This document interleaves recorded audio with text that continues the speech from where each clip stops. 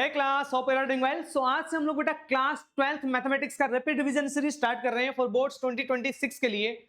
जैसे कि आप लोग जानते हो आपके पास 10 to 12 हार्डली डेज बचे हुए हैं आपके हाथों में बेटा, जिसको आपको प्रॉपर्ली अच्छी तरीके से यूटिलाइज करना है ताकि आप एग्जाम में अच्छा स्कोर कर पाओ, ठीक, एग्जाम पे अच्छे से पास हो पाओ।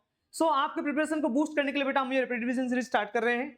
रैपिड रिवीजन का मतलब ये नहीं कि आप लोगों ने चैप्टर को बस जल्दी जल्दी ऐसे पढ़ के खत्म कर दिया, नहीं, हम कोर कॉन्सेप्ट पे ध्यान देंगे, ठीक, वो सारे इंपॉर्टेंट की पॉइंट्स फॉर्मूला सेट की बात करेंगे जो हमने ऑलरेडी यहाँ लिख दिया है, ठीक है, जो एग्जाम में आते हैं। दूसरी बात, जो मोस्ट फ्रिक्वेंट क्वेश्चंस बोर्ड्स में पूछे जाते हैं बेटा, उनका भी अलग से सीरीज बना रहा हूं मैं। आपको ना इस टाइम चाहिए last time preparation, last time में कोई आपको अच्छे तरीके से गाइड कर सके, ठीक, चैप्टर को अच्छे से समझा सके, चैप्टर से टॉपिक से रिलेटेड, हर एक टॉपिक से रिलेटेड एक क्वेश्चन होना चाहिए आप लोगों के लिए। जैसे कि ये मान लो आपने रिफ्लेक्सिव रिलेशन पढ़ा, उसके रिलेटेड एक टॉपिक से क्वेश्चन हुआ, जिससे कि आप लोगों को टॉपिक्स को अच्छे से क्लियर होंगे। उसके बाद इन टॉपिक्स के ऊपर PYQs के क्वेश्चंस करने हैं, और वो क्वेश्चंस करने बेटा जो मोस्ट एक्सपेक्टेड हैं, जो एग्जाम में प्रिडोमिनेंटली पूछे जाते हैं, ठीक है। तो मैं इस वीडियो में पर्टिकुलरली बात करूंगा, इस चैप्टर को मैं डिटेल में समझाऊंगा चीजों को आपको। उसके बाद हर टॉपिक के बाद एक एक क्वेश्चन जरूर करवाऊंगा, ठीक है, हर टॉपिक से, और सिर्फ उन्हीं टॉपिक्स को टच करना है बेटा इस टाइम पे जहां से क्वेश्चन 101% आएंगे ही आएंगे, ठीक है। और बाकी आपको रफली चैप्टर के हर एक की पॉइंट के बारे में बताया जाएगा, चाहे फॉर्मूले हो, कोई भी ऐसा पॉइंट मिस नहीं होगा बेटा जो आपके एग्जाम में आ रहा हो और हम उसको छोड़ दें।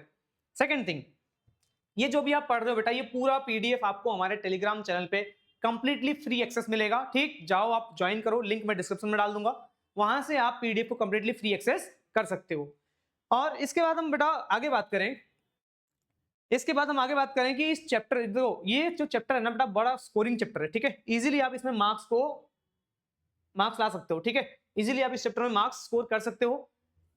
अब देखो 10 क्वेश्चन आपको करने हैं सिर्फ, ठीक है, PYQs से ही सिलेक्टेड है, लेकिन वो 10 क्वेश्चन हर दूसरे साल रिपीट होते हैं, ये समझ लेना, ठीक है। मैंने 10 क्वेश्चन का एक अलग से वीडियो बनाऊंगा इस रिवीजन शॉर्ट के बाद, ठीक। उन 10 क्वेश्चन को जरूर करें बेटा, उन 10 क्वेश्चन में से मैं 99.99% श्योर हूं कि ये क्वेश्चन फंसेगा वहां से, ठीक है। और हर साल फंसता है बेटा, हम लोग बोलते हैं बच्चों को, अपने ऑफलाइन वाले स्टूडेंट्स को भी बोलते हैं, आता है, पिछले साल भी आया था, हर साल आता है, क्लियर है। तब 100% गारंटी तो डेटॉल भी नहीं मिलता कीटाणु साफ करने के, तो हम तो फिर भी 99.99% ही बोल सकते हैं, ठीक है। लेकिन हाँ, मेनली एग्जाम में पूछा जाता है, तो बिना टाइम वेस्ट किए बेटा हम लोग स्टार्ट करेंगे अब अपने चैप्टर को, क्लियर है। सबसे पहले हम बात करेंगे बेटा इस चैप्टर के फॉर्मूला सेट के बारे में। इस चैप्टर के जो लॉन्ग क्वेश्चंस होते हैं वो 5 नंबर में आते हैं, लेकिन आपको पता है कि ये चैप्टर अप्रोक्सीमेटली 8 मार्क्स कंटेन करता है, तो MCQs जो 2 क्वेश्चंस बन सकते हैं MCQ में, वो जनरली इन्हीं फॉर्मूलेस के ऊपर बेस्ड है। इन फॉर्मूलेस को आपको याद रखना है।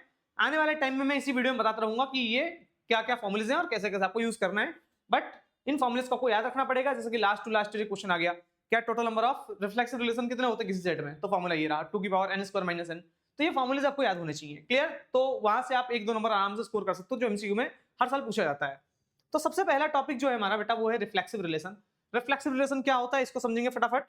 तो जैसे हमारे पास एक सेट है बेटा, है ना, A सेट है, और उसी सेट में एक रिलेशन डिफाइन कर दिया हमने, A सेट से A सेट पे एक रिलेशन डिफाइन किया।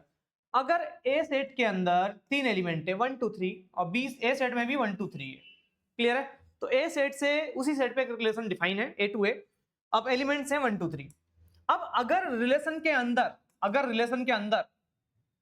बेटा, रिलेशन तो पहले से प्री डिफाइन होगा, और जो भी रिलेशन प्री डिफाइन है, आपको करना क्या, आपको चेक करना है कि उस रिलेशन के अंदर, मतलब जो डोमेन वाला सेट है, उसका जो हर एक एलिमेंट है, उन सभी एलिमेंट्स का डबलेट प्रेजेंट होना चाहिए, 1 1 2 2 और 3 3। इसके अलावा 1 2 2 3 कुछ भी हो, बट आपको इन सभी नंबर्स का डबलेट प्रेजेंट होना चाहिए। अगर उसके अलावा और कुछ ही प्रेजेंट है ना हो, उससे मतलब नहीं है। ये तीनों का डबलेट्स मिल गया आपको, तो इसका मतलब क्या है बेटा, वो जो रिलेशन है वो रिफ्लेक्सिव रिलेशन होगा। मान लो कि इसमें 4 है और इसमें 4 4 नहीं है, तो ये रिफ्लेक्सिव रिलेशन नहीं होगा। तो रिफ्लेक्सिव रिलेशन के लिए उस सेट के अंदर जितने भी एलिमेंट्स हैं उन सभी का क्या होना चाहिए डबलेट प्रेजेंट होना चाहिए। अब सुनो, वही आपने ये लिखा है फॉर ऑल ए। देखो सिंबल्स ध्यान रखेंगे, इसमें ना जनरली नंबर्स नहीं आएंगे, है ना, तो 1 2 3 4 ऐसा लिखा हुआ नहीं आएगा, ठीक। क्वेश्चंस अलग तरीके से बनते हैं, तो इसमें ना बच्चों को सबसे ज्यादा दिक्कत है क्या, answer writing skills. Answer writing skills में अच्छी तरीके से सिखाऊंगा इस वीडियो में, ठीक। जो 10 क्वेश्चन मैं अलग से करवा रहा हूं, उसमें भी बेहतरीन जो क्वेश्चन है, जो कि हर साल आते ही है, वो क्वेश्चन कराऊंगा।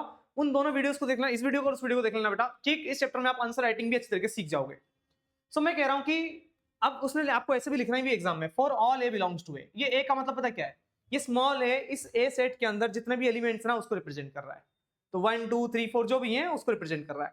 तो जितने भी एलिमेंट्स इस ए सेट के अंदर है ना, उसके लिए उनका डबलेट ए का मतलब क्या है 1 1 2 2 3 3 4 4, वो सारे डबलेट्स रिलेशन के अंदर होने चाहिए, मतलब वो सारे डबलेट्स आर से बिलोंग करने चाहिए, तभी क्या होगा, तभी हमारा जो सेट होगा वो रिफ्लेक्सिव होगा। क्लियर है? आई थिंक कोई डाउट नहीं होगा। ग्रेट। अब जो आपने ये फॉर्मूला शीट यहां देखा, देखो नंबर ऑफ रिफ्लेक्सिव रिलेशन के लिए फॉर्मूला क्या है, 2 की power n square minus n। अब सुनने इसका मतलब क्या है, अगर मेरे को एक सेट गिवन है 1 2 3, ये ए सेट मेरे से पहले से डिफाइन है, और देखो अगर एक सेट गिवन है ना, उसी सेट से उसी सेट का ही रिलेशन डिफाइन होता है। तो आपसे अगर पूछ ले कि total number of reflexive relation क्या है, तो total number of reflexive relation निकालने के लिए क्या करोगे बेटा, 2 की power n square minus n।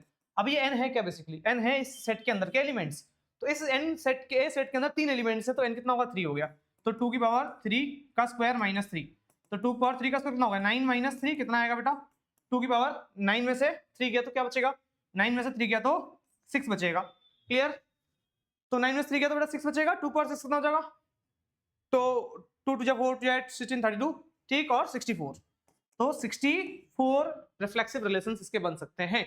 आया समझ? तो ये था हमारा बेटा रिफ्लेक्सिव रिलेशन। अब हम आगे बढ़ेंगे, बात करेंगे इस बारे में बेटा सिमेट्रिक रिलेशन के बारे में। अच्छा मैं एक चीज बताना भूल गया कि हम हर एक क्वेश्चन के बाद क्या ले रहे हैं, एक एक क्वेश्चन आपको समझा रहे हैं। तो ये क्वेश्चन देखो, determine the whether this is a reflexive और नॉट, ये रिलेशन रिफ्लेक्सिव है या नहीं है चेक करना है, और आपको रिलेशन नेचुरल नंबर से नेचुरल नंबर पे डिफाइन है। देखो x and y belongs to n, n का मतलब कि नेचुरल नंबर से नेचुरल नंबर। अब हमेशा जो ऑर्डर पेयर आपको लिखा रहेगा रिलेशन में, पहला वाला एलिमेंट पहले वाले सेट से बिलोंग करता है, दूसरा वाला एलिमेंट दूसरे वाले सेट से बिलोंग करता है। अब फर्स्ट सेट में जो एलिमेंट है, फर्स्ट सेट में जो एलिमेंट है ध्यान देना, उसे बोला है कि 4 से कम है, मतलब 1 2 3, नेचुरल नंबर तो 4 से कम 1 2 3 होगा। और दूसरे वाले सेट में ऐसा कोई ऐसा डिफाइन नहीं है, तो सारे नेचुरल नंबर्स लोगे आप 1 2 3 4 से लेके इनफाइनाइट है ना, 4 5 6 7 8 ऐसे इनफाइनाइट है। अब उसने बोला कि चेक करो कि ये रिफ्लेक्सिव रिलेशन है या नहीं है, तो पहले रिलेशन लिखो जरा, रिलेशन देखो क्या होगा, रिलेशन में एलिमेंट्स क्या आएगा। उसने बोला y is equal to x plus 5, तो आप x रखो जरा, x 1 रखो, 1 रखने में कितना आएगा 6 आएगा, ठीक, तो 1 रखने पे x y कितना आ रहा है 6 आ रहा है। एक बार आप 2 रखो, 2 रखोगे तो क्या आएगा 2 प्लस 5, 1 रखने पे 6 आया, 2 रखने पे कितना आएगा 7, 5 प्लस 2 7, तो 2,7, और 3 रखने पे कितना आएगा बेटा, 3 रखने पे कितना आएगा 8, 5 प्लस 3 8 होगा ना, 3 रखने पे 8 आएगा। तो क्या ये रिलेशन रिफ्लेक्सिव है? नहीं है। क्या रीजन है? क्योंकि ना इस रिलेशन के अंदर 1 1 है, ना 2 2 है, ना 3 3 है। तो सीधे सीधा आप एग्जाम में क्या लिखोगे, since 1 1 does not belongs to R, ठीक, so R is not reflexive, so R is not reflexive, R हमारा रिफ्लेक्सिव नहीं है। क्लियर है? आगे बढ़ेंगे अब नेक्स्ट कॉन्सेप्ट की तरफ, सिमेट्रिक रिलेशन। देखो बेटा बेहतरीन जो क्वेश्चन है वो जो मैंने 10 क्वेश्चन का सीरीज बोला हुआ है, उन 10 क्वेश्चन को देख लो, एग्जाम में 101% नंबर आएंगे। लेकिन बेसिक्स फाउंडेशन इस वीडियो में है, जिनको बेसिक्स आते हैं उनको देखने की जरूरत बिल्कुल भी नहीं है। हाँ, उनको बस ये फॉर्मूला शीट याद रखना है जो मैंने स्टार्टिंग में बताया, दोनों फॉर्मूला शीट, ठीक है। अब जिनको बेसिक्स आते हैं उनके लिए वीडियो है भी नहीं, स्टार्टिंग में पहले बता रहा हूँ कि साल भर में आपने मेहनत किया है तो उसका रिजल्ट आपको एट द एंड मिलता ही है, ठीक। तो आप सीधे जाओ क्वेश्चन करो, ठीक। इस टाइम आपको करना चाहिए क्वेश्चन, और जो भी हम लोग लाइव लेंगे अभी है ना, डेली हम लोगों का 1 तारीख से लाइव शुरू हो जाएगा, शाम को दोपहर में जब भी लाइव होगा, ठीक, 2-2 घंटे की, उनमें आप क्वेश्चन को करो प्रैक्टिस, ठीक, क्योंकि मैथ्स जो है प्रैक्टिस के बिना पॉसिबल नहीं है। ये तो है भाई जिन्होंने साल भर नहीं पढ़ा है उनको, या फिर जल्दी जल्दी रिवीजन करना है उसके लिए वीडियो है। अच्छा सिमेट्रिक रिलेशन क्या होता है? देखो रिलेशन होता है 3 तरीके के, रिफ्लेक्सिव, सिमेट्रिक और ट्रांजिटिव। अब मैं सिमेट्रिक रिलेशन की बात करूं, सिमेट्रिक रिलेशन क्या होता है कि आपके पास एक सेट है, ठीक है, या एक सेट से उसी सेट पे रिलेशन डिफाइन है, ए से लेके ए पे, है ना। अब इस सेट में 1 2 3 है, 1 2 3 है, और कुछ रिलेशन मैंने डिफाइन कर दिया। अब वो रिलेशन कह रहा है कि 1 2 है, 1 1 है ना, फिर 2 3 है, 1 3 है, बस ये रिलेशन के अंदर है एलिमेंट्स, ठीक है। अब सुनो, अब रिलेशन रिफ्लेक्सिव कब कहलाता है वो तो समझ में आ गया कि सबके डबलेट प्रेजेंट होने चाहिए, लेकिन सिमेट्रिक कब कहलाएगा? सिमेट्रिक तभी कहलाता है कि अगर वो कहना चाह रहा है कि if A belongs to R, अगर ए भी रिलेशन के अंदर है तो बी ए उल्टा कर दो उसका, बी ए भी रिलेशन के अंदर होना चाहिए। मतलब अगर 1 2 रिलेशन में आ रहा है तो सॉरी बिलोंग्स टू है ना, तो 2 1 भी आर से बिलोंग करना चाहिए, तभी वो रिफ्लेक्सिव होगा। देखो 1 2 है तो 2 1 है क्या इसमें? नहीं है, तो सीधा लिखोगे 1 2 belongs to R but 2 1 doesn't belong to R, इसका मतलब ये रिफ्लेक्सिव नहीं होगा। लेकिन हाँ, अगर इसमें 2 1 होता तो मान लेते हैं मैंने 2 1 ऐड कर दूं तो 1 2 का रेसिप्रोकल 2 1 उल्टा करेंगे तो रेसिप्रोकल उल्टा करेंगे तो 2 1 है। अब फिर आगे चेक करो, 1 1 को उल्टा करोगे तो वो 1 1 ही आएगा। तो अगर डबलेट प्रेजेंट हो तो डबलेट खुद ही सिमेट्रिक होता है, ध्यान रखेंगे। फिर 2 3 का उल्टा कर देंगे तो 3 2 आएगा, तो 3 2 है इसके अंदर, नहीं है। लेकिन अगर मैं 3 2 लिख दूं तो असिमेट्रिक है। 1 3 का 3 1 होना चाहिए, 3 1 है, नहीं है, तो 3 1 ऐड कर दो। तो आप चेक करो, अगर मैं ये तीनों नंबर ऐड कर देता हूं, मतलब ये तीनों डबलेट्स सॉरी तीनों ऑर्डर पे ऐड कर देता हूं इसमें, तो क्या होगा, ये रिलेशन रिफ्लेक्सिमेट्रिक होगा। क्यों? क्योंकि सबके डबलेट प्रेजेंट है। चेक कर लो, आ रहा समझ नहीं आ रहा? देखो 3 2 का 1 2 हो जाएगा, 1 2 3 हो जाएगा, ठीक। 1 2 का 2 1 हो जाएगा, 1 3 1 का 1 3 हो गया, क्लियर। 1 1 का डबलेट खुद ही, तो सारे डबलेट प्रेजेंट हो गए। तो ऐसे रिलेशन को हम क्या बोलेंगे, रिफ्लेक्सिव रिलेशन कहेंगे। होप क्लियर हो गया होगा। अब देखो, check whether relation R is given by this is symmetric और नॉट। चेक करना है कि ये जो रिलेशन हमें गिवन है वो सिमेट्रिक है या नहीं है। तो वो सिमेट्रिक है या नहीं चेक करोगे, उसने क्या बोल रखा है आपको, रिलेशन क्या डिफाइन है। सबसे पहले तो हमेशा रिलेशन लिखा करो। रिलेशन है order pair a, b such that a minus b is divisible by 2, है ना, इज डिविजिबल बाई 2। अब इस क्वेश्चन में रिफ्लेक्सिव भी चेक कराऊंगा, भले वीडियो लेंदी बने, लेकिन हाँ आप लोगों के कोर कॉन्सेप्ट समझना बहुत जरूरी है। रिफ्लेक्सिव कैसे करोगे और लिखने का तरीका समझो, है ना। सबसे पहले मैं फॉर रिफ्लेक्सिव, ठीक, रिफ्लेक्सिव के लिए क्या बताया था मैंने, सारे डबलेट प्रेजेंट होने चाहिए ना। अब देखो a, a ले रहा हूँ, ये क्वेश्चन इंपॉर्टेंट है, बोर्ड्स में काफी बार आता है बेटा, ठीक, इसलिए क्वेश्चन में पूरा करवा भी रहा हूँ आप लोगों को। तो रिफ्लेक्सिव रिलेशन के लिए क्या करा हम लोगों ने, डबलेट चेक करना है कि डबलेट बिलोंग करेगा या नहीं करेगा। तो देखो अभी तो 1 से लेकर 5 है, लेकिन 1 से लेकर 99 तक लिख दूं तो क्या आप एक एक नंबर को चेक करते रहोगे? नहीं। तो आपको स्टेटमेंट में, ठीक, क्वेश्चन को लिखना आना चाहिए, अदरवाइज ठीक पढ़ना व्यर्थ है। तो इसलिए समझो चीजों को, 1 2 2 1 ऐसा हम हर बार चेक नहीं करेंगे, जैसे पीछे चेक कर लिया, क्वेश्चन ऐसे आता भी नहीं है, ठीक। तो करना कैसे है कि उसने बोला a minus B is divisible by 2, तो अगर मैं सारे डबलेट लेता हूं तो क्या होगा, देखो, तो a माइनस ए क्या हो जाएगा, 0 हो जाएगा। अब 0 तो 2 से डिविजिबल है, ऑब्वियस है, ठीक है ना। Implies what, 0 is divisible by 2। 0 क्या है बेटा, डिविजिबल बाई 2। तो जब 0 2 से डिविजिबल है, इसका क्या मतलब है, 0 अगर 2 से डिविजिबल है, इसका मतलब है कि R is reflexive. So R is reflexive. देखो ना बेटा, जितने भी डबलेट हैं, 1 1 ले लो, 2 2 ले लो, 3 3 ले लो, 4 4 ले लो, 5 5 ले लो, रखो वहां पर, उनका डिफरेंस क्या आएगा, उनका डिफरेंस हमेशा हमेशा क्या आएगा, 0। और 0 2 से डिवाइड होता है बेटा, 0 को काटो 2 से, कट जाएगा, 2 0 0। क्लियर है? तो इस तरीके से आप इसको रिफ्लेक्सिव लिखोगे, आगे समझ। खैर हमें सिमेट्रिक समझना था तो हम सिमेट्रिक समझेंगे। सिमेट्रिक जब भी करोगे ध्यान समझना, है ना, और सिमेट्रिक, ठीक है। सिमेट्रिक रिलेशन में हम लोग कभी भी कोई भी क्वेश्चन हो, हम मान लेते हैं क्या, हम मान लेते हैं बेटा ये ए बी बिलोंग कर रहा है ना, हम मान क्या लेते हैं, जैसे ये पीछे दिख रहा है ना, ये डेफिनेशन, हम इसको लेट करते हैं कि let A comma belongs to R, और इसको मानते हुए ना हम इसको प्रूफ कर देंगे B comma A belongs to R. Clear? हमेशा ऐसा ही करना है कोई भी क्वेश्चन आए तो let A comma B belongs to R और implies B comma belongs to R, ये हमें प्रूफ करना है। तो हम मान लेते हैं बेटा कि let A comma B belongs to R, मान लेते हैं बेटा ए कॉमा बी किससे बिलोंग कर रहा है बेटा, इस रिलेशन में है। तो अगर ए कॉमा बी इस रिलेशन के अंदर है, इसका क्या मतलब है, इसमें इसका मतलब ये है कि a minus B is divisible by 2, a minus B is divisible by 2। हमने माना है ना कि बिलोंग कर रहा है। अगर बिलोंग कर रहा है इसका क्या मतलब है कि वो 2 से कट रहा होगा ना, उनका जो माइनस करने पे डिफरेंस आएगा, तभी तो वो बिलोंग कर रहा है। तो a minus B is divisible by, clear है? अच्छा इसको ऐसे भी कर सकता हूं बेटा, a minus be divisible by 2 है, तो a माइनस बी क्या होगा, 2 का फैक्टर होगा एक, 2 के मान लेते हैं भाई। अगर ये 2 से कट रहा है, ठीक, तो 2 के 2x का फैक्टर होगा नहीं होगा, जैसे कि 6 2 से कट रहा है, 6 2 से कट रहा है, नहीं कट रहा, कट रहा है, 2 से 3 बार काटोगे ना, तो इसका मतलब क्या है, 6 अगर 2 से कट रहा है तो 6 में 2 एक फैक्टर होगा, 2 3 जा 6, इस नंबर को मैं k मान लेता हूं, तो 2k हो गया ना। अगर 6 2 से कट रहा है, इसका क्या मतलब है, 2 एक उसका फैक्टर होगा। तो सिमिलर मैनर में अगर a माइनस b 2 से डिविजिबल है, इसका क्या मतलब है, 2 उसका एक फैक्टर है। अब सुनो, अब यहां से माइनस n कॉमन निकाल लो, माइनस n कॉमन निकाल लो। अब पता है माइनस n क्यों कॉमन निकाल रहा हूं, मुझे a माइनस बी तो बिलोंग कर लिया, हमने माना है, तो आपको ये दिखाना पड़ेगा कि b माइनस आर से बिलोंग करेगा, आपको ये दिखाना है ना, तभी तो रिलेशन रिफ्लेक्सिव सिमेट्रिक होगा। अब ये कब दिखाओगे आप, ध्यान समझना, ये कब दिखाओगे, अगर b माइनस ए जो है 2 से डिविजिबल हो जाए, 2 टाइम्स ऑफ k हो जाए, तभी होगा भाई। डेफिनेशन तो ये कहता है कि जो अगर a भी लिखा है तो a माइनस बी, अगर b ए लिखा होता तो b माइनस ए, है ना, कोई डाउट तो नहीं है, ग्रेट। सो अगर यहाँ पे a b की जगह b ए लिखा है, इसका क्या मतलब है कि b माइनस से बिलोंग, b माइनस से 2 से डिविजिबल होना चाहिए। अब b माइनस से कैसे लेके आओगे, देखो मैं माइनस n कॉमन निकाल लेता हूं, जिससे b प्लस का हो जाएगा a माइनस का हो जाएगा, होगा is equal to 2k, minus को उधर भेज दो, b minus is equal to कितना हो जाएगा, माइनस 2k। अब यहाँ पे दिख रहा है क्या, b माइनस a का भी 2 एक फैक्टर आ गया, भले ही माइनस में है, हमें माइनस से मतलब नहीं है, लेकिन b माइनस a का 2 एक फैक्टर है, इसका मतलब क्या है, b माइनस ए भी 2 से डिविजिबल होगा, है ना। सो जो b माइनस ए है इज डिविजिबल बाई 2। अगर b minus A divisible by 2 है तो इसका क्या मतलब है बेटा, इसका मतलब है कि b कॉमा ए आर से बिलोंग कर रहा है, so R is symmetric, so R is symmetric. तो इसका मतलब क्या है बेटा, रिलेशन सिमेट्रिक हुआ। होप क्लियर हुआ होगा।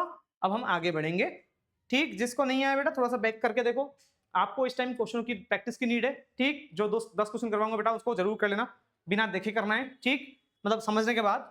तो फॉर श्योर आपके 5 नंबर तो कहीं नहीं गए। लेट ए, अब बात करेंगे थर्ड टाइप ऑफ रिलेशन, फिर रिलेशन खत्म हो जाएगा। अब फंक्शन की बात करेंगे, 2 फंक्शन है छोटे छोटे, फिर खत्म हो जाएगा आपका कॉन्सेप्ट, है ना। ट्रांजिटिव रिलेशन क्या होता है बेटा, ट्रांजिटिव रिलेशन क्या होता है बेटा, ध्यान समझेंगे। ट्रांजिटिव रिलेशन कहलाता है कि अगर किसी इसको ऐसे समझो आप, एक रिलेशन है, एक रिलेशन के अंदर अगर 1 2 है और 2 3 है, ये 2 है नंबर है ना, ये 2 ऑर्डर पेयर्स हैं, तो ये 2 पे खत्म हो रहा है, ये 2 से स्टार्ट हो रहा है ना। अगर 1 2 है और 2 3 है ना, तो रिलेशन ट्रांजिटिव तब कहलाएगा अगर ये दोनों प्रेजेंट हैं, तो ये पहला और ये आखिरी क्या होगा, 1 3। 1 3 भी मस्ट है आर से बिलोंग करना। अगर ए बी है, ए बी देखो ए बी लिखा है, if A B belongs to R, जिस पे खत्म उसी से स्टार्ट होना चाहिए, तो बी पे खत्म बी से स्टार्ट हुआ है और बी से बिलोंग्स टू आर। तो इसका मतलब कि पहला और आखिरी जो कि ए और सी होगा, पहला देखो ना ए है और आखिरी क्या है, सी है, तो ए सी भी आर से बिलोंग करना चाहिए। इंप्लाई ये कर रहा है कि अगर ए बी बिलोंग कर रहा है आर से, बी सी बिलोंग कर रहा है आर से, तो ए सी का भी बिलोंग करना मस्ट है आर से, तभी रिलेशन क्या कहलाएगा बेटा, तभी रिलेशन कहलाएगा ट्रांजिटिव, अदरवाइज ट्रांजिटिव नहीं होगा।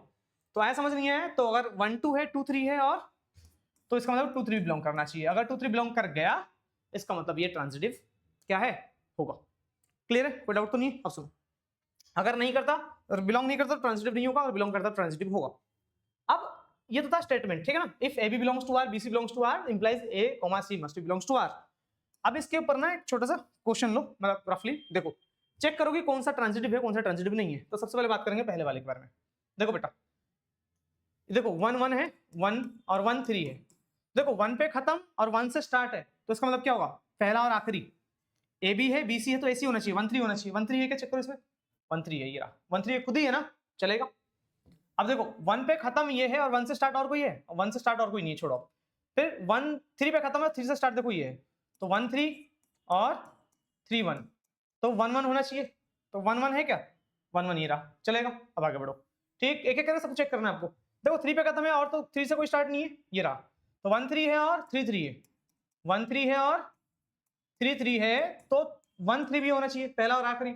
1 3 ये खुद ही है, बिलोंग। 3 वाला खत्म हो गया, अब 3 तो कहीं है नहीं लास्ट में। अब सुनो, फिर 3 के बाद 1 आखिरी में था, 1 आखिरी में है, ठीक, और 1 से कोई स्टार्ट है, 1 से कोई स्टार्ट है, ये स्टार्ट है, तो 3 1 है और फिर 1 1 है, तो 3 1 होना चाहिए, 3 1 खुद ही है। अब आगे बढ़ो, 2 पे खत्म था, 2 से कोई स्टार्ट है बेटा, 2 से ये स्टार्ट है, तो 2 2 है, 2 1 है, तो पहला और आखिरी 2 1 होना चाहिए, 2 1 ये खुद ही है, 2 से और कोई स्टार्ट तो नहीं है, और कोई स्टार्ट नहीं है, क्लियर, ग्रेट, आ रहा समझ। फिर 1 पे खत्म वाला तो सीन 2 से स्टार्ट वाला ही हो गया, अब 1 पे खत्म 1 से स्टार्ट हो चुका है, ठीक है, 1 ठीक है, ठीक, क्लियर, ठीक है, और कोई है नहीं, सब चेक कर लिया, तो ये रिफ्लेक्सिव होगा।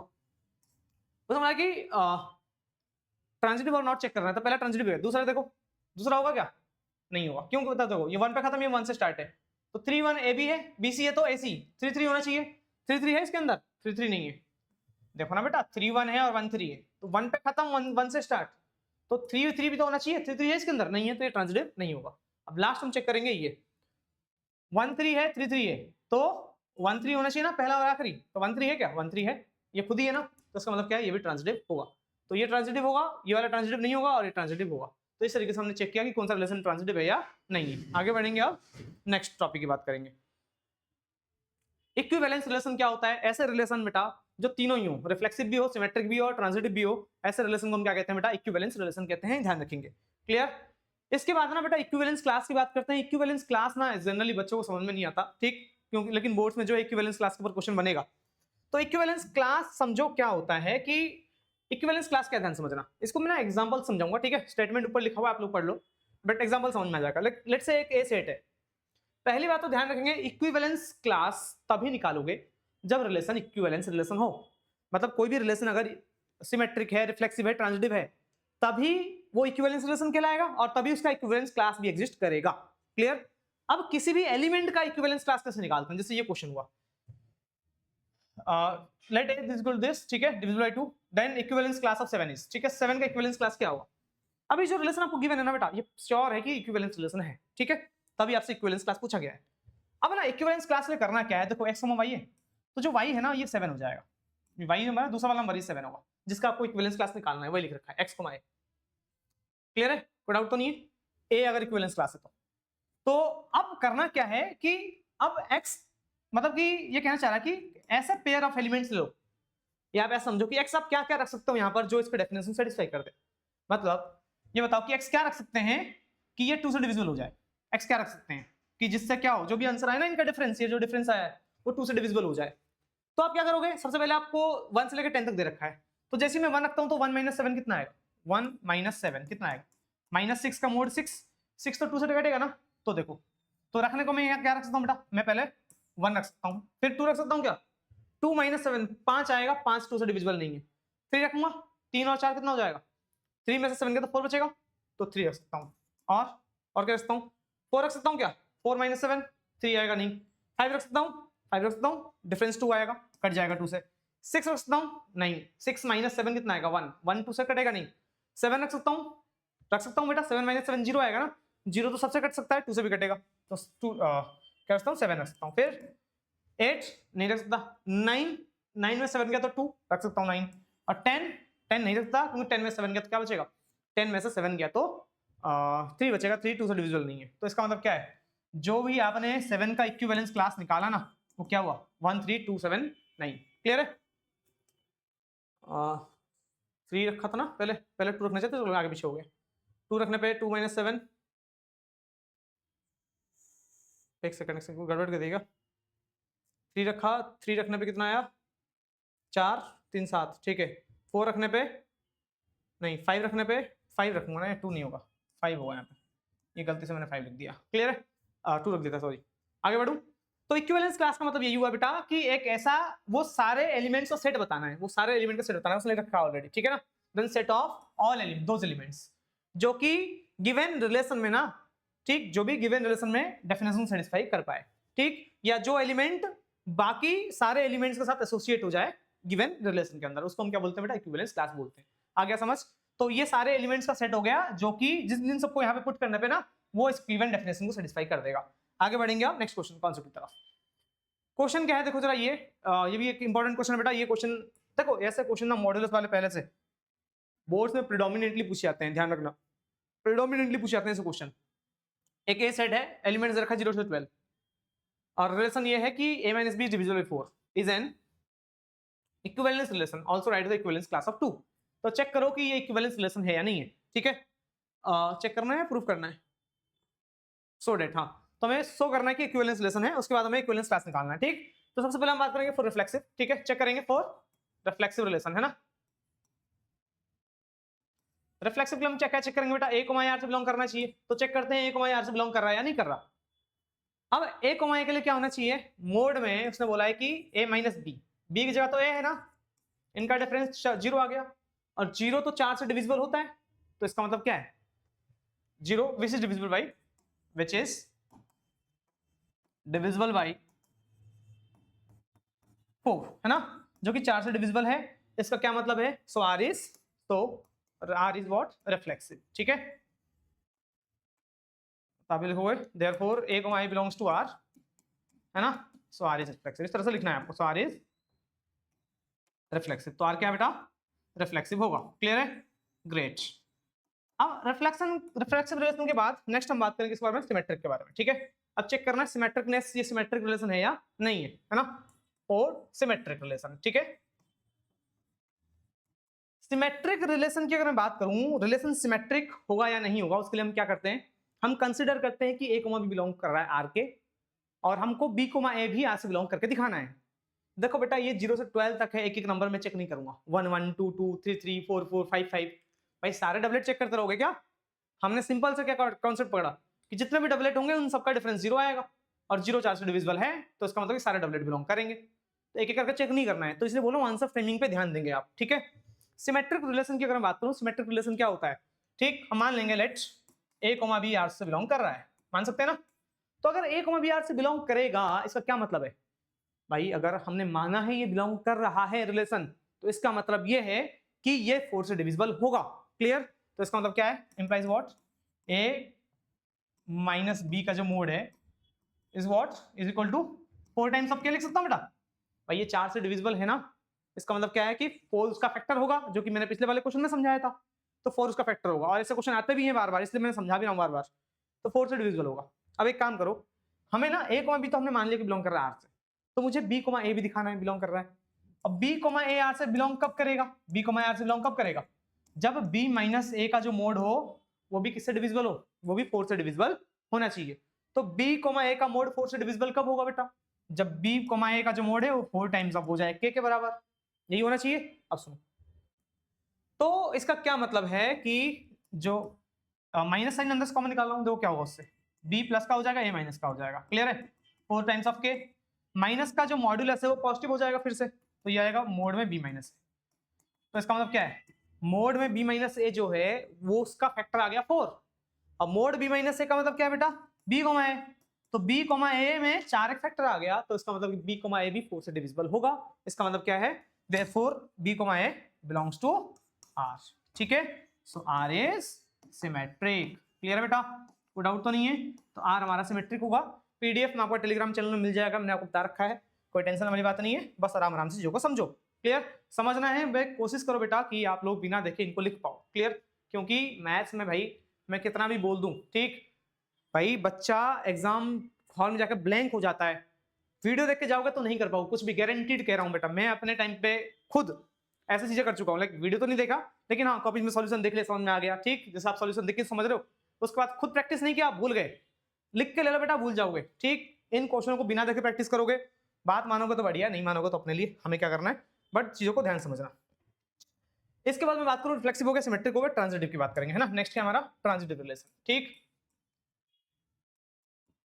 ट्रांजिटिव रिलेशन के लिए हमें क्या करना चाहिए, ट्रांजिटिव रिलेशन में हम क्या मानते हैं बेटा, ए बी बिलोंग कर रहा है मान लेंगे, और बी सी बिलोंग कर रहा है मान लेंगे, जो कि बाई डेफिनेशन है, मैं दोबारा समझा दूंगा अभी। क्लियर?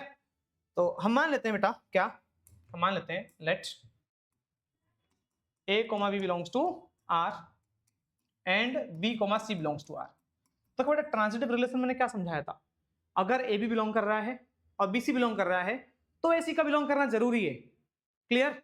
तो अगर ए बी बिलोंग कर रहा है, हम मानना पड़ेगा, हम मान लेते हैं ए बी बिलोंग कर रहा है, और हम मान लेते हैं बी सी भी बिलोंग कर रहा है, हमने मान लिया कि दोनों बिलोंग कर रहे हैं। अब हम चेक करते हैं कि ए सी बिलोंग करेगा या नहीं करेगा। अगर ए सी बिलोंग कर गया, इसका क्या मतलब है, अगर ए सी बिलोंग कर गया इसका मतलब ये है कि वो ट्रांजिटिव होगा। तो अगर ये बिलोंग कर रहा है ना बेटा, ए बी अगर रिलेशन से बिलोंग कर रहा है, इसका मतलब कि जो मोड ए माइनस बी होगा वो 4 से डिविजिबल होगा, तो इसका मतलब क्या है, वो 4 का एक फैक्टर होगा। ठीक, उसका एक 4 एक फैक्टर होगा, फर्स्ट इक्वेशन मान लेंगे। फिर सेकंड, अगर बी सी भी बिलोंग कर रहा है आर से क्या मतलब बेटा, बी माइनस सी भी क्या होगा, ये भी 4 का फैक्टर होगा, है ना, 4 इसका भी एक फैक्टर होगा ना। तो वहां के है तो यहाँ पे के डेज मान लेते हैं, है ना। जैसे मान लो 6 इंटू ऊपर 4 हुआ होगा, या 4 इंटू 6 हुआ होगा, नीचे 4 इंटू 8 हुआ होगा, दोनों का ही 4 फैक्टर है, बट ये दोनों नंबर तो अलग अलग है ना, तो इसलिए ऊपर के मान लिया, नीचे वालों के डेज मान लिया है। क्लियर बेटा? अब सुनो आगे, तो 4 एक फैक्टर हो गया इसका, इसको सेकंड मान लेंगे।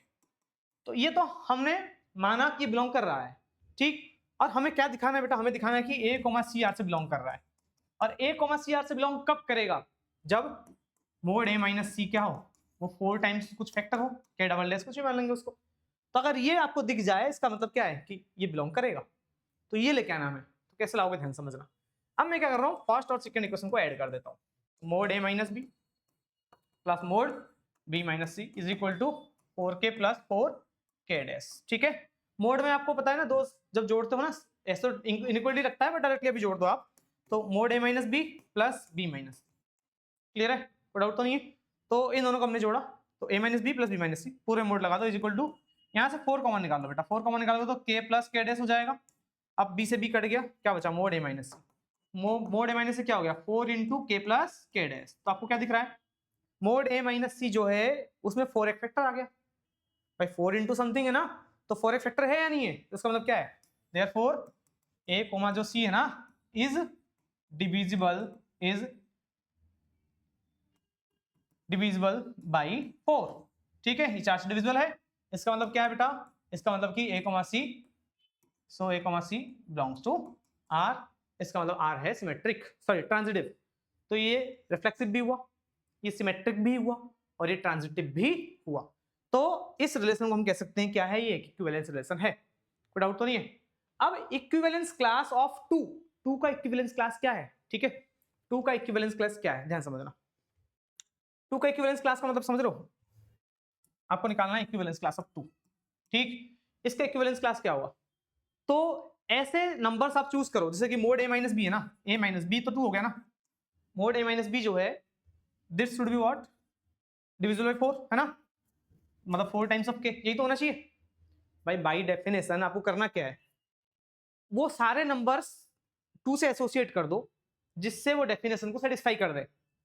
तो ऐसे कौन कौन से नंबर्स हैं जिनको रखने पे जो आंसर आया है 4 से डिविजिबल हो जाए, तो उन्हीं का जो सेट होगा उसको हम बोलेंगे इसका इक्विवेलेंस क्लास। तो 2 का इक्विवेलेंस क्लास क्या होगा, ध्यान समझना। अगर मैं यहां रखता हूं क्या, अच्छा देखो रिलेशन कहां से कहां डिफाइन है बेटा, रिलेशन कहां से कहां डिफाइन है, ऑल रियल नंबर है ना, सॉरी 0 से 12 तक ही है, ध्यान नहीं दीजिए मैंने, और इंटीजर भी है।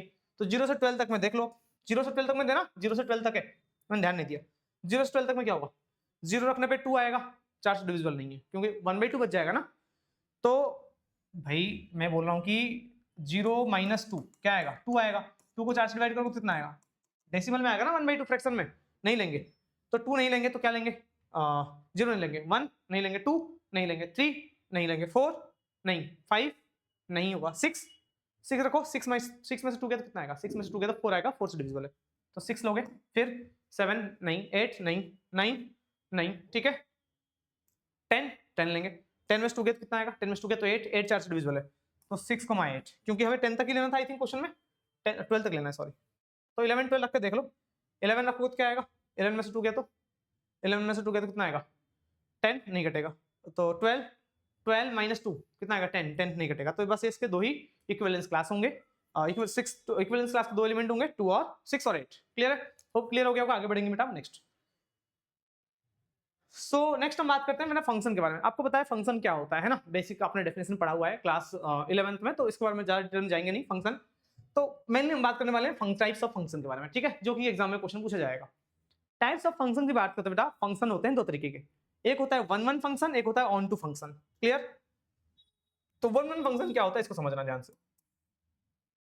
तो ए और बी फंक्शन क्या होता है मैं समझा देता हूँ अगर नहीं पता भी हो आप लोगों को, देखो 1 2 3 है इसमें, 1 2 3 है, ऐसे ए पे फंक्शन डिफाइन मान लेते हैं। अब फंक्शन क्या होता है, फंक्शन ये कहता है कि आपको जितने भी एलिमेंट हैं उन सभी का एलिमेंट का इमेज एग्जिस्ट करना चाहिए और सबका यूनिक इमेज एग्जिस्ट करना चाहिए, मतलब 1 का इमेज 1 है मान लेते हैं, 2 का इमेज 2 है, 3 का इमेज भी 2 हो गया, तो ये फंक्शन कहलाएगा। हर एक एलिमेंट का इमेज होना चाहिए और सबका यूनिक इमेज होना चाहिए, मतलब देखो पहला तो हुआ सबका इमेज होना चाहिए, दूसरा जो भी इमेज हुआ ना किसी एक के 2 इमेज नहीं होने चाहिए, मतलब आप समझ रहे हो 3 का 2 भी आ गया, 3 का 3 भी आ गया, तो ये नहीं होना चाहिए, एक के 2 इमेज नहीं हुआ, 2 का एक इमेज होगा तो चलेगा, क्लियर। तो यही हमारा क्या था बेटा, यही हमारा क्या था, यही हमारा था फंक्शन। लेकिन फंक्शन 1-1 कब कहलाएगा, फंक्शन 1-1 तब कहलाएगा जब किसी 2 का या 2 से ज्यादा एलिमेंट का एक इमेज ना बने, जैसे यहाँ पे देखो ये फंक्शन तो है लेकिन ये 1-1 फंक्शन नहीं है, क्या रीजन, यहाँ पे 2 एलिमेंट का एक इमेज बन गया, तो 2 और 3 का एक ही इमेज बन गया 2, वो नहीं होना चाहिए, ठीक, ये अगर है तो इसका मतलब क्या है, फंक्शन 1-1 नहीं है, क्लियर, फंक्शन तो है लेकिन 1-1 नहीं है। तो अगर मैं क्या करता, अगर मैं यहाँ करूँ क्या कि 3 है और 3 है, 3 का 3 बन गया, अब ये फंक्शन 1-1 है, मतलब कि जो रखोगे उसके कोरस्पॉन्डिंग आपको कुछ मिलेगा, ठीक, किसी 2 का एक इमेज नहीं होना चाहिए। अब इसको मैथमेटिकली लिखते ऐसे हैं, अगर f of x1 f of x2 बराबर है तो इसका मतलब कि x1 x2 बराबर होना चाहिए, लाइक अभी मैं 3 का कर रहा था 2 है ना मान लो, तो f of 2 रखने पे भी 2 आ रहा है, f of 3 रखने पे भी कितना आ रहा है, 2 आ रहा है, मतलब x की जगह पे 2 रखूंगा तो 2 आएगा, 3 रखूंगा तो भी 2 आएगा, तो कह रहा है कि अगर f of x1 भी और f of x2 दोनों बराबर है, तो अगर f of x1 और f of x2 दोनों बराबर हैं इसका मतलब ये दोनों नंबर बराबर होने चाहिए, मतलब अगर ये दोनों सेम एलिमेंट होने चाहिए, अलग अलग एलिमेंट नहीं होने चाहिए, अलग अलग एलिमेंट का सेम आंसर कभी आ ही नहीं सकता, क्लियर। तो ये हमारा क्या होता है बेटा 1-1 फंक्शन होता है, जिनको ये भी नहीं है तो बस वो याद रखो कि 2 का एक इमेज नहीं बनना चाहिए। क्वेश्चन कैसे होगा इसको समझते हैं अभी फटाफट से आगे। क्वेश्चन ये है कि 1-1 फंक्शन है या नहीं है चेक करना है इसको, ठीक है, ऐसे क्वेश्चन कैसे करोगे जैसे कि 1-1 फंक्शन है या नहीं चेक करना है, तो 1-1 फंक्शन चेक करना है तो आपको ध्यान रखना है कि आपको सबसे पहले f of x1 को f of x2 के बराबर रख दो, जब आप f of x1 को f of x2 के बराबर रखोगे तो अगर x1 x2 के बराबर आ गया इसका मतलब क्या आएगा, 1 फंक्शन होगा, अदरवाइज नहीं होगा। तो वो करना क्या है, सबसे पहले आपको f ऑफ x1 को f ऑफ x2 के बराबर रख देना है। तो f ऑफ x1 क्या होगा, f ऑफ x ये है ना, जहां x वहां x1 रख दो, रख दिया। और f ऑफ x2 का मतलब कि जहां x वहां x2 रख दो, 1 माइनस x2 अपॉन में 1 प्लस x2। अब करो cross multiply, 1 1 jar 1 plus 1 into x2 1 को इससे करा दोनों से, फिर इसको भी इन दोनों से करेंगे ना मल्टीप्लाई, तो minus x1 into 1 minus x1, अब minus x1 into plus x2 minus का x1 x2, क्लियर है, इज इक्वल टू, इसको इधर मल्टीप्लाई करेंगे तो 1 1 jar 1 into minus x2 x1 into 1 plus का x1, अब plus minus minus x1 into x2 minus x1 x2। अब समझ रहा ध्यान से, x1 x2 इधर भी माइनस का, x1 x2 उधर माइनस का, कट गया, 1 इधर भी प्लस का, 1 उधर भी प्लस का, कट गया। अब ये x2 इधर ले आओ, उधर माइनस का इधर तो प्लस का हो जाएगा, तो x2 वो वाला x2 आएगा, इधर प्लस का हो जाएगा, उधर x1 है और ये x1 उधर गया तो प्लस का हो गया। तो सुनो क्या होगा, x2 दो बार x2, x1 दो बार x1, तो x1 से x1 2 से 2 कट गया, सॉरी, तो क्या आ गया यहाँ पर x1 is equal to x2 आ गया। तो अगर f ऑफ x1 को f ऑफ x2 के बराबर रखेंगे और x1 x2 के बराबर आ गया तो इसका मतलब क्या है, फंक्शन होगा 1 1 फंक्शन, क्लियर है। तो ऐसे आपको इन क्वेश्चनों को करना है। होप क्लियर हो रहा होगा बेटा। आगे बढ़े, अब हम बात करेंगे ऑन टू फंक्शन के बारे में, क्लियर, ग्रेट। तो नेक्स्ट हम बात करेंगे बेटा ऑन टू फंक्शन के बारे में। अब ऑन टू फंक्शन क्या होता है, इसको हम बेटा क्या बोलते हैं, सर्जेक्टिव भी बोलते हैं, ठीक है। देखो बेटा 1 1 फंक्शन तो इंजेक्टिव कहते हैं, 1 1 फंक्शन को इंजेक्टिव कहते हैं, बताना भूल गया था लेकिन ऑलरेडी लिखा हुआ है यहाँ, क्लियर है। तो इंजेक्टिवनेस सर्जेक्टिवनेस भी बोलेगा तो ध्यान रखना है, इंजेक्टिव होगा तो 1 1 फंक्शन है और सर्जेक्टिव बोलेगा तो ऑन टू फंक्शन है। अब आपके पास ना एक x सेट है और एक y सेट है, मान लेते हैं ना x और y है, ठीक, इसी कटम में मैंने ऊपर रिप्रेजेंट किया इसको। सो अब ये ऑन टू फंक्शन होता क्या है, जनरली समझो कि लेट्स से इसमें एलिमेंट है 1 2 3 4, ऐसे बहुत सारे हैं, ऐसे ही 1 2 3 4 इसमें बहुत सारे एलिमेंट है। तो ऑन टू फंक्शन क्या कहता है कि अभी मैं अगर सिर्फ 4 एलिमेंट इसमें लूं 1 2 3 4 1 2 3 4, तो ऑन टू फंक्शन कहता है कि जितने भी इस y सेट के अंदर एलिमेंट है, मतलब कोडोमेन वाला सेट जो है, इसको हम कोडोमेन सेट कहते हैं। तो इसमें प्रेजेंट सारे एलिमेंट के image exist, pre image exist करनी चाहिए, मतलब कि 1 किसी ना किसी का इमेज होना चाहिए। मतलब कि उसने बोला है कि देखो ध्यान समझना, for each y belongs to y, इस स्मॉल y इसके एलिमेंट को रिप्रेजेंट कर रहा है। तो जितने भी एलिमेंट्स इस y के अंदर है उन सभी के लिए क्या होना चाहिए, देयर एग्जिस्ट एक x होना चाहिए जो कि इस x सेट के अंदर होना चाहिए। मतलब 1 के लिए कोई ना कोई यहाँ पर एलिमेंट होना चाहिए, 2 के लिए भी कोई इधर 1 एलिमेंट होना चाहिए, ऐसे 3 के लिए भी होना चाहिए, ऐसे भी 4 के लिए होना चाहिए। मतलब इस सेट के प्रेजेंट एलिमेंट, मतलब इस सेट के अंदर जितने भी एलिमेंट्स प्रेजेंट हैं उन सभी का एक प्री इमेज एग्जिस्ट करना चाहिए, क्लियर। तो तभी हमारा क्या होगा, फंक्शन ऑन टू फंक्शन होगा, अदरवाइज नहीं होगा। एग्जांपल के लिए मैं अगर बात करूं, इसमें एलिमेंट 1 2 3 4 है, इसमें एलिमेंट है 1 2 3 4 5 6, 1 का 1 आ गया, 2 का 2, 3 का 3, 4 का 4 आ गया। अब बताओ क्या ये ऑन टू फंक्शन होगा, नहीं होगा। क्यों, क्योंकि इसमें 5 और 6 एलिमेंट बच गए बेटा, जिसके प्री इमेज एग्जिस्ट ही नहीं कर रहे, मतलब इनके लिए ये किसी का इमेज है ही नहीं, तो इसका मतलब कि ऑन टू फंक्शन नहीं होगा, क्लियर है क्या। लेकिन 1 1 होगा, हाँ ये 1 1 फंक्शन होगा। क्यों, क्योंकि इन सभी के इमेजेस एग्जिस्ट कर रहे हैं, हर एक एलिमेंट का डिफरेंट इमेज, हर एक एलिमेंट का अलग अलग इमेज है, ठीक, किसी दो का एक इमेज तो नहीं है। तो ये 1 1 होगा बट ऑन टू नहीं होगा। ऑन टू होने के लिए सभी किसी ना किसी के इमेज होने कंपलसरी थे, लेकिन अब क्या होगा, अब ये ऑन टू फंक्शन हो गया। अब इसको ऐसा लिखा गया है कि हर एक x हर एक y जो कि y से बिलोंग कर रहा है उसके लिए एक x बिलोंग करना चाहिए x से, जिसमें जैसे ही आप x पुट करो तो कॉरेस्पॉन्डिंग आपको y मिल जाए। मतलब जैसे ही आप x पुट करोगे 7 तो आपको क्या मिलेगा, y जो कि 1 है। तो हर एक y के लिए एक x प्रेजेंट होना चाहिए, क्लियर। अब इसको ना क्वेश्चंस करते कैसे हैं बच्चों को ना, इसमें बहुत दिक्कत है ऑन टू फंक्शन में स्पेशली। तो इसका ट्रिक समझना जो आपको करना है, ये लास्ट क्वेश्चन पूछा गया था 2025 में, ठीक है। चेक करो कि सो करो कि ये जो है 1 1 भी है और ऑन टू भी है। तो 1 1 तो मैंने चेक करवा दिया, फिर भी एक बार करवाया तुम और, ठीक। वीडियो थोड़ा सा मैं भी लेंदी बन जाए बट कॉन्सेप्ट समझ लो, ज्यादा बेटर है। 1 1 फंक्शन के लिए मैं क्या करना चाहिए, 1 1 फंक्शन के लिए मैंने क्या समझाया था बेटा आपको, f ऑफ x1 को f ऑफ x2 को बराबर रखो।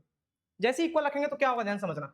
तो जहां x वहां x1 रखो, f ऑफ x1 रखेंगे तो क्या होगा, 4x1 का क्यूब माइनस 5, और जहां x2 है वहां क्या लिखेंगे बेटा, 4x2 क्यूब माइनस 5, क्लियर है।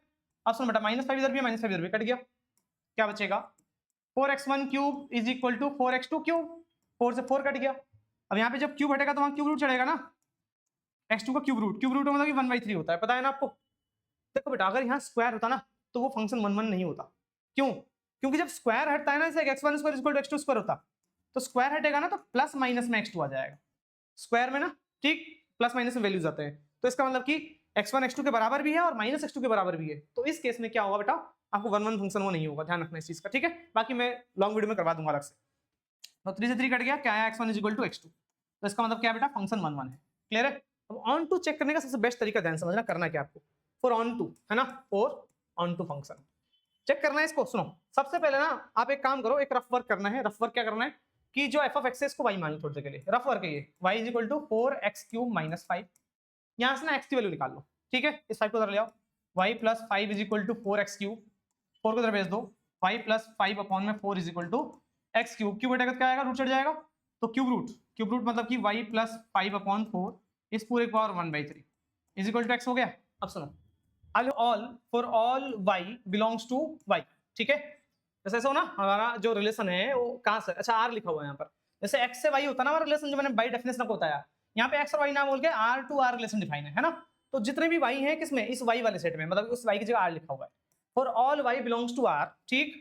देयर एग्जिस्ट, ये देयर एग्जिस्ट का सिंबल होता है उल्टा ही, क्लियर। आप तो स्टेटमेंट लिखो देयर एग्जिस्ट, या तो उल्टा ही लगा दो, देयर एग्जिस्ट आपको ये लिखना है, देयर एग्जिस्ट y + 5/4 इस पूरे की पावर 1/3, क्लियर। तो जितने भी y इस r के अंदर होंगे ना, मतलब y वाला जो सेट होगा, उन सभी के लिए ना एक x प्रेजेंट होगा, वो ये होगा, there exist belongs to x। अगर x होता तो x to y होता तो x लिखते, लेकिन यहाँ रिलेशन r to r है तो r से ही लिखोगे आप, क्लियर है। ये रफ वर्क था। तो सच दैट आपको क्या करना है, आप ध्यान समझो। अब जहां x है ना बेटा, फंक्शन की वैल्यू ही रहा, फंक्शन ही रहा, जहां x है उसको यहाँ वहां पर ये लिख देना पूरा, क्या लिख देना है, y + 5/4 उस पूरी की पावर 1/3, ठीक है, इज इक्वल टू, तो जहां x है ना उसको ये उठा के यहां रखना, और इज इक्वल टू 4 जहां x है उससे वहां ये उठा के लिख दो। देखो इसको हटाता हूं, ये तो काम हो गया। अब देखो जहां x में क्या लिखूंगा बेटा, मैं ये लिखूंगा y + 5/4 इस पूरे की पावर कितनी बेटा, इस पूरे का क्या हो जाएगा 1/3 है ना, और साथ में क्या बेटा ये क्यूब भी तो है, तो इंटू क्यूब भी तो आ जाएगा, और -5। अब देखो क्या होगा बेटा, ये 3 से 3 कट गया, अब पावर 1 बचेगा, 4 से 4 कट गया, तो क्या आएगा y + 5 - 5, 5 से 5 कट गया, सॉरी 5 से 5 कट गया। अब ध्यान समझो हुआ क्या, तो फाइनली जो f of x है ना, f of जो भी इसके अंदर होगा किसके बराबर हो जाएगा बेटा, y के बराबर आ गया। और आपको ना बाय डेफिनेशन आपने पढ़ रखा है कि f of x जो होना चाहिए y के बराबर होना चाहिए, तो f of x ये रहा, f of x ये रहा, इज इक्वल टू y आ गया, f of x equal to y आ गया, क्लियर। मैं एक बार रिपीट कर रहा हूँ अगेन, करना क्या है, जो भी ये फंक्शन गिवन है इसको रफली y मान लो, वहां से x की वैल्यू निकाल लो। x वैल्यू निकाल लिया था हम लोगों सबसे पहले, बैक करके देख लो वरना अगर नहीं आया समझ तो। x निकाल लिया, x निकालने के बाद करना क्या है, उस x की वैल्यू को वापस यहाँ पुट कर दो जहां x, तो f ऑफ जहां x है उस वैल्यू को पुट किया, फिर -5, ठीक है, ये रहा। जैसे ही x का पुट किया ना बेटा, एक काट पीट के ना y आ जाएगा, तो f ऑफ x y के बराबर आ जाएगा। इसका मतलब ये फंक्शन क्या होगा, ऑन टू फंक्शन हो जाएगा। तो ऑन टू फंक्शन को हम लिखते कुछ इस तरीके से, आया समझ। अब आगे बढ़ेंगे, नेक्स्ट हम बात करते हैं बेटा बाइजेक्टिव फंक्शन। बाइजेक्टिव फंक्शन होता क्या बेटा, ऐसे फंक्शंस जो इंजेक्टिव भी हो और सर्जेक्टिव हो, मतलब ऐसे फंक्शन जो 1 1 भी हो और ऑन टू भी हो, तो 1 1 और ऑन टू वो जो फंक्शंस होते हैं उन्हें हम क्या बोलते हैं बेटा, बाइजेक्टिव फंक्शंस कहते हैं, क्लियर। होप क्लियर हो गया होगा। अभी लास्ट क्वेश्चन है जो आपको सेल्फ करना है बेटा, ठीक, ये फंक्शन बाइजेक्टिव है या नहीं चेक करना है। मैंने पिछला वाला क्वेश्चन करवाया अभी बाइजेक्टिव का ही था ये, 1 1 भी चेक करना है और ऑन टू भी चेक करना है, तो ये 1 1 भी था और ये ऑन टू भी था, इसका मतलब ये बाइजेक्टिव फंक्शन था, क्लियर। क्योंकि वीडियो ज्यादा लेंथी बनेगा, फायदा नहीं है कोई। बाकी वो 10 क्वेश्चन बेटा बिल्कुल मिस मत करना, वो 10 क्वेश्चन में से फॉर श्योर भाई एक 5 नंबर क्वेश्चन बनेगा ही बनेगा, ठीक। अब सुनो, अब मैं ना स्टार्टिंग के ना कुछ फॉर्मुलेस की बात कर लूं, जल्दी से एक बार देख लेना है ना, जल्दी से, टाइम नहीं अपने पास। अगर दो सेट है आपके पास a to b है ना, इस फॉर्मूले को भी समझाना जरूरी है आप लोगों को। If a and b two sets having m n elements, a में m एलिमेंट्स है, b में n एलिमेंट्स है, a और b में, मानते हैं a में 3 एलिमेंट है बेटा 1 2 3, b में n में 2 एलिमेंट है 1 और 2, तो number of relations from a to b, a से b तक में रिलेशन कितने बन सकते हैं, तो उसके लिए फॉर्मूला है 2 की पावर mn, 2 की power m into n, m हमारे पास 3 एलिमेंट है और n एलिमेंट हमारे पास 2 है, तो 2 की पावर 6, 2 की पावर 6 कितना होगा 64, तो 64 हमारे पास क्या बन सकते हैं बेटा, 64 हमारे पास नंबर ऑफ रिलेशन बन सकते हैं। ये रिलेशंस की बात कर रहे हैं ए से बी।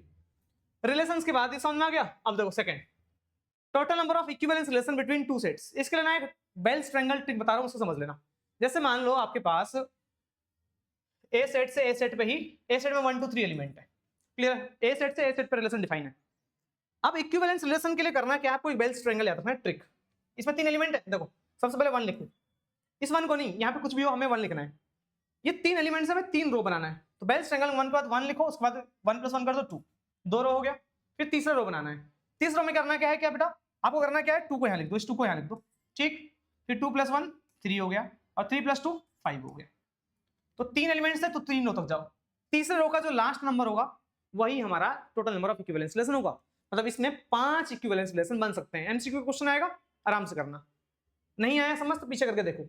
अब सुनो, मैं वापस चलो रिपीट कर देता हूँ। इसमें एक एलिमेंट है तो 3 एलिमेंट है, 1 2 3 नाम लेके मैं आपको 5 6 7 ले लेता हूँ।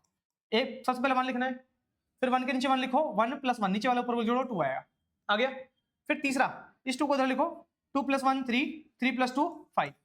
3 रो थे, 3 एलिमेंट थे, 3 रो बनाओ।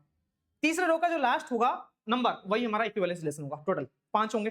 अगर यहाँ पे 7 के बाद 9 भी होता, 4 एलिमेंट होता, तो क्या होता, चौथा रो बनता। 5 यहाँ ले आओ, 5 + 2 7, 7 + 3 10, 10 + 5 15, तो 15 इक्विवेलेंस रिलेशन बनते हैं। क्लियर। तो total number of equivalence relation बोलेगा तो इस तरह से बेल्स ट्रायंगल ट्रिक लगाना है। इसके बाद बात करेंगे, अब ऑर्डर ऑफ ए और एम है, ऑर्डर ऑफ बी एन है, तो total number of functions from A to B, ठीक है। टोटल फंक्शंस ए से बी क्या होगा, देखो ए में कितना एलिमेंट है, एम एलिमेंट्स, मान लेते 3 एलिमेंट है, और बी में है 4 एलिमेंट। तो टोटल फंक्शंस कितने बन सकते हैं, वो है n की पावर m। तो n क्या है बेटा, n क्या है बेटा, b, मतलब इसमें 4, 4 है ना, 4 एलिमेंट है भाई, 4 एलिमेंट है, जैसे 1 2 3 4 ऐसे लिख दिया है ना, और 1 2 3 लिख दिया ऐसे। इसमें 3 एलिमेंट है, 4 एलिमेंट है। तो जो बी सेट वाला है उसकी पावर में ए सेट के जितने एलिमेंट है, 3 है ना, इसमें 3 चढ़ा दो, 4 रखे हो 64, तो 64 इसके फंक्शंस हो जाएंगे टोटल।